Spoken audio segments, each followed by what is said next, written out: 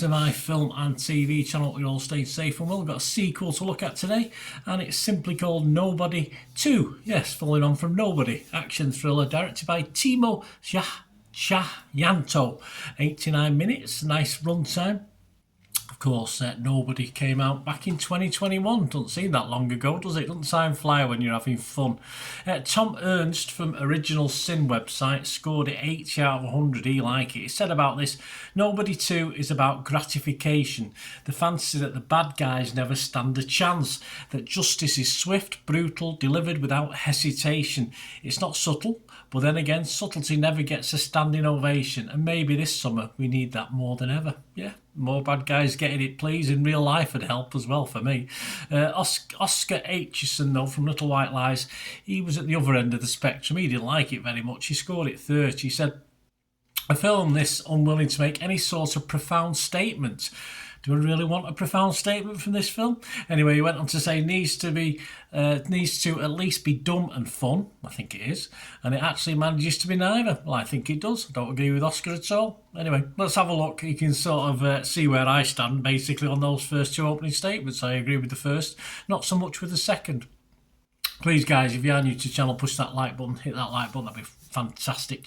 There's also a hype button, isn't there, down there somewhere? If you can give us a hype, guys, that helps the channel, that helps me out. That's wonderful. To give us some hype points, it'd be much appreciated. And of course, if you're not already a subscriber, please do so. And yeah, there are other ways of helping the channel, or if you like the content, we'll talk about them later on. Let's get back to this review of this Nobody 2. What's it about? Well, suburban dad Hutch Mansell, a former lethal assassin, of course, is pulled back into his violent past after thwarting a home invasion, setting off a chain of events that unravels secrets about his wife Becca's past and his own. Yes, a bit more of his wife I want as well in this, but we get bits and pieces, which is okay. Of course, it stars reprising roles Bob Odenkirk, Connie Nielsen, RZA or RZA, I'm British, Colin Salmon, Gage Munro, Paisley Kadyrov and Christopher Lloyd, all coming back. And we have some new characters. One particular one that I enjoyed. I enjoyed all three. John Ortiz, Colin Hanks, but especially Sharon Stone played new characters in this. Yes, a different side to Sharon Stone. Yes, in this one we've seen her kill people before, but we've not seen this sort of Sharon Stone. I don't think. What was she like in Casino? I'm trying to think what she was in Casino. Anyway, I forget. I'm old.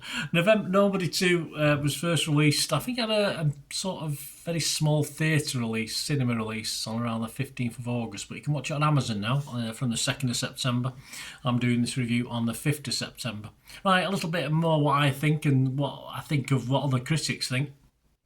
Now I'm going to compare this, and it's not a fair comparison really. It's probably chalk and cheese in not in style, but in actual content and how it's laid out. I mean, I did grow very tired of the John Wick films partway through the second instalment of John Wick. I enjoyed the first one. By the second one, I was getting a bit bored with it all, in fairness.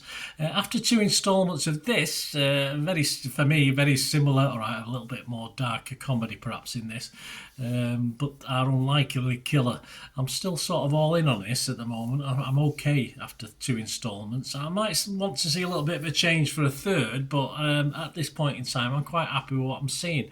And as I said before, the original was about 4 years ago, so it's when they throw them at you every 12 months, that's the problem. So I'm okay.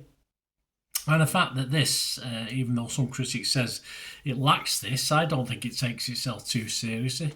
That's always a good thing. And despite the repetitivity, if you like, of the violent action, Bob Odenkirk as a character is so investable for me, that as Hutch, that it sort of works and carries on working.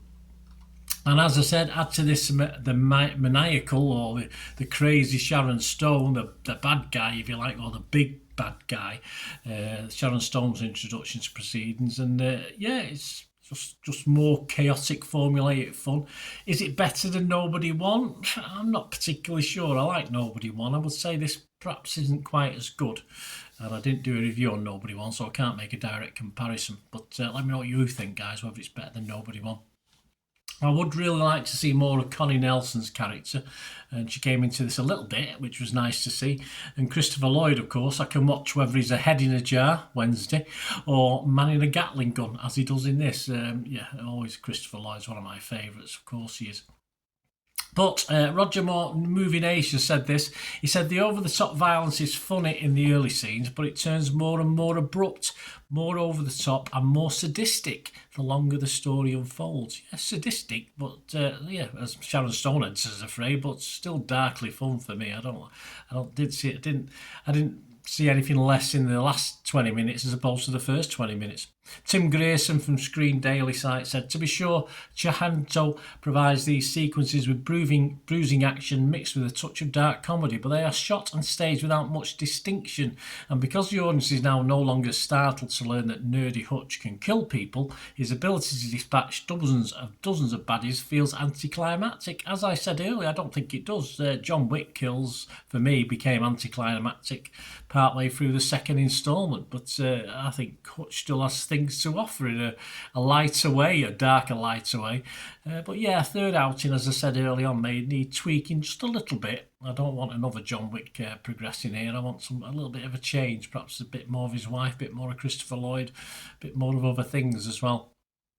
Bit more of a story would be nice as well, but of course stories fall second best to the action at most times in this and John Wick, if you like to make a comparison. Odie Henderson from the Boston Globe said, once again, Odenkirk is lots of fun as Filmden's most unexpected purveyor of brute force. Yes, I agree with Odie Henderson. He is an unexpected purveyor, and I think that's why we stick up for him. As you know, if you're a small man, or I on the small man's side, the underdog side, I think that's what makes the difference. Really, I'm not saying John Wick isn't an underdog or anything like that. I like John Wick, I like his character, but it's just something about this. It doesn't take itself too seriously and sort of wins me over. And as I said, it's at a runtime which is spot on, just long enough to fulfill and satisfy you, but not overly long that you do get a little bit wary with it or worn with it. It's not bloated. Yeah, and I might be ready for another one in 3 or 4 years' time. Simple as that. Yeah, that'll do. I don't need it every year to 2 years. I'll be quite happy with this. A little bit of I'm sure they'll come up with a slightly more intriguing storyline, but we'll get more of this sort of action, which I'm not a big action film fan, to be honest with you, but I sort of enjoy it in this context. Let's have a look at some of the scores. Generally okay. There's one or two people and areas that it's not it's being frowned upon a little bit.